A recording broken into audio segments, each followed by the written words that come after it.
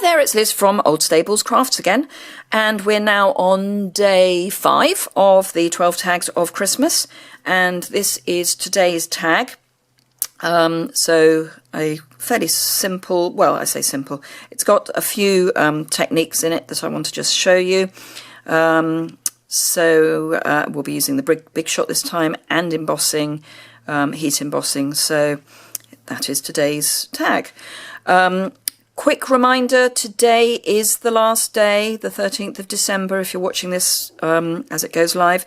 Today is the last day that Stampin' Up have suggested for ordering for Christmas, guaranteed Christmas delivery. There are some European holidays that we need to think about, and we've also got to get we've got to get everything through UPS as well. And obviously they're going to be busy too, so we do have to make a bit of an allowance for that. 3 to 5 working days is normal delivery, but if you want to get things wrapped and ready today, really, I think should be your last day, if you haven't already. And obviously, if you want to order through me, that would be lovely. I'd be delighted to have you as a customer. I've said before, I always send a little thank you to customers who order online. There is a hostess code, and if you're ordering more than £20 but less than 150, if you use the hostess code, then you get even more Stampin' Up goodies as part of that. And we add that all up at the end of the month to see how much we've got to spend. So worth bearing that in mind.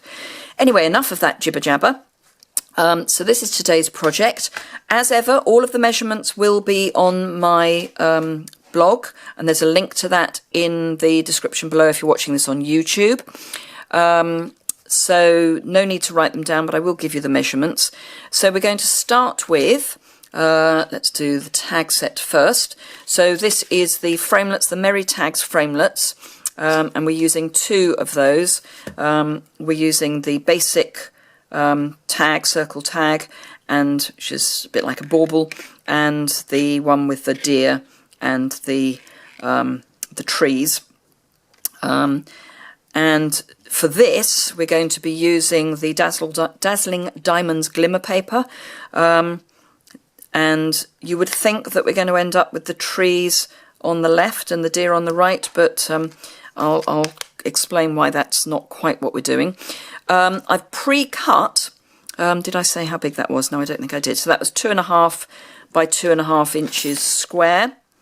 And that's 6 by 6 centimetres.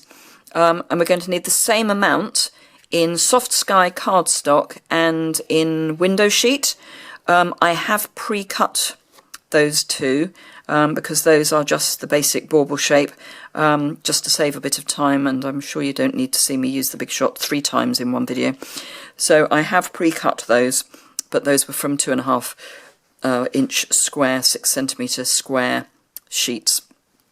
We're going to be doing some silver embossing, and so we're going to be using the Merriest Wishes stamp set, which goes with the Merry Tag framelets, and you can build baubles out of this. And we're actually going to be using this snow scene, and this is what we call a clear mount stamp. It comes in wood as well, but it's on this red rubber with the foam. And in yesterday's video, you'll have heard me talk about the polymer not having foam. I think it's a little confusing for some people that we call these clear stamps and our photopolymer stamps, but it's referring to the block. So you need a clear block for either the photopolymer or the clear mount stamps, but the clear mount is the red rubber with the self-adhesive. I say self-adhesive, it's the automatic adhesive background. Now, you can get with these, or you do get with these, a sheet of images that you can peel off and stick onto the back of your stamps. I don't use those because I find that they don't stick, the stamp doesn't stick to the block so well. Personal choice, but I just prefer to, I know that this is snow and I can work out which is the up and down just by looking at it. So I tend not to put those on, and it saves a step. So let us start by doing our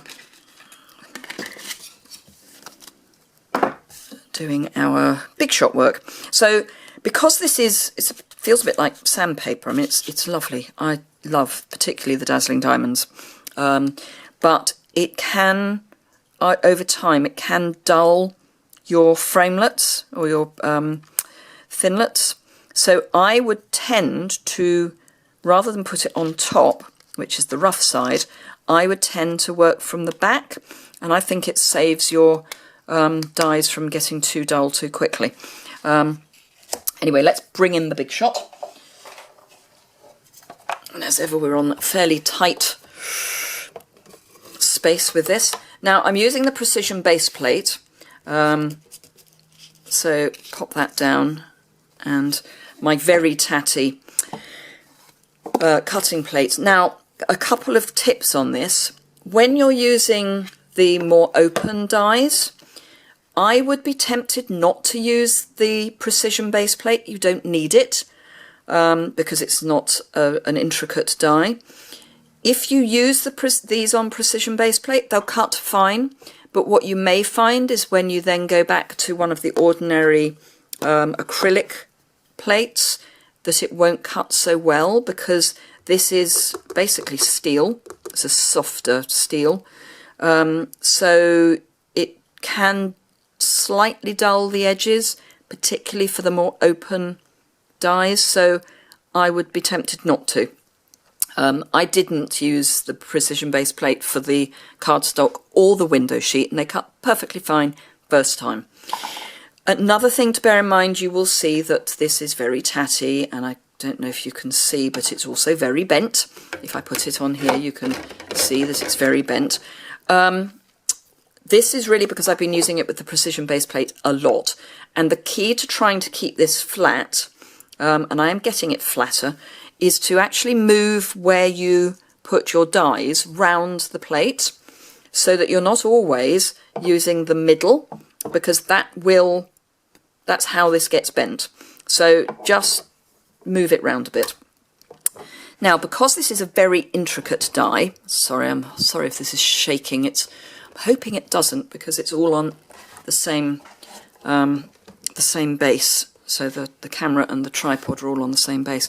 But because this is a fairly intricate die, I am actually going to go one way and then come back, just to make sure that we've really cut that properly.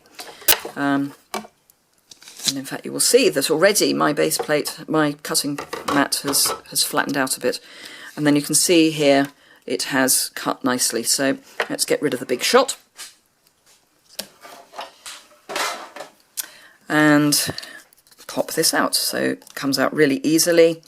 And then this is where you can use your brush, but these pieces aren't so small, so I just gently peel this off.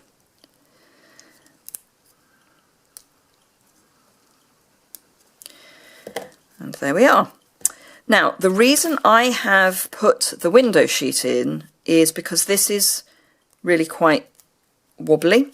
It's a very fine cut, and because I want my two pieces to be separate, if I just stuck this straight onto the card, that would be fine, but I want them to move independently. So to give the window this a bit more support, I'm sticking it to the window sheet. The window sheet is not going to be seen. The back of the window sheet won't be seen. So I mean, you can just about see some glue there, but it's not a great problem. So I'll bring in some scrap paper, and we will use some fast fuse so that we know that it's well and truly stuck. And as ever, it's just that little flick at the end that does it, and just a little bit at the top there, and then there we are. Now, I keep an old piercing tool specifically for clearing glue away in these spaces. So if you just rub your tool, and as I say, I keep an old one just for this, and then anywhere where you can see it, just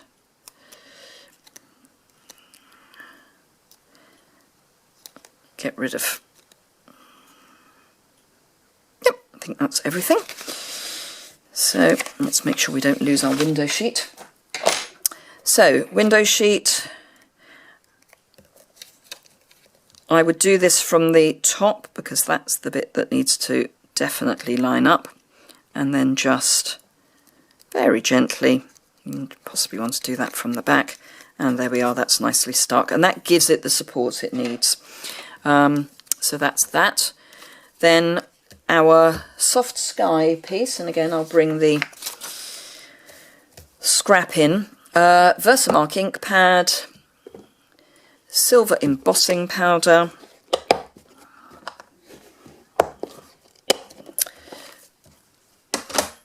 embossing buddy, which is what I forgot yesterday, of course. So embossing buddy on the back, oh, sorry, on the front, Versamark, this being the top, so I know that's the top, and we want more snow at the top than at the bottom. And then over here we can see that we've got our loop at the top, so just avoid that. Up, down, or down, up, and we can see that we have got that done. You can just about see that. And then embossing powder over the top, pop that away, and then heat gun, which I will warm up, so warning, heat gun noises.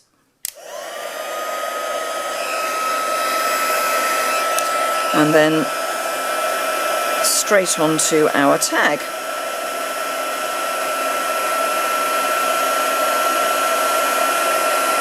And just be careful when you're holding it that you don't get the heat gun too near your hand.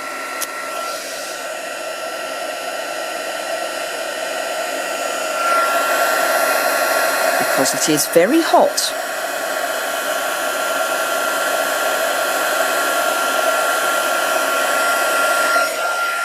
And there we are.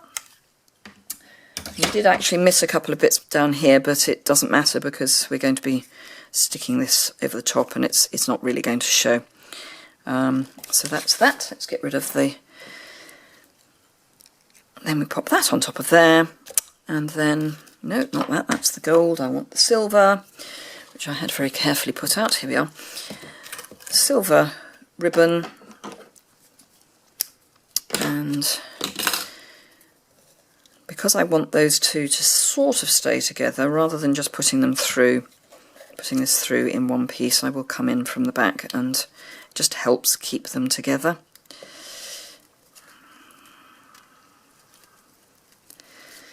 And there we are, today's tag, and there's the original one. So I hope you enjoyed that. So just a few tips along the way as well. Remember, tomorrow is our last shopping day. Tomorrow, Monday, 13th. Beginning to forget where we are. Today is our last shopping day. Sorry, this is the third video I've recorded today. So I am beginning to lose which day you're going to be seeing this. Today is the last recommended day for shopping. Do pop over to my shop, the link below, on my blog. If you're watching this on YouTube, associated post below. If you enjoyed the video, give it a thumbs up, subscribe for future videos, and I hope to see you again tomorrow for day 6. Thanks a lot. Bye.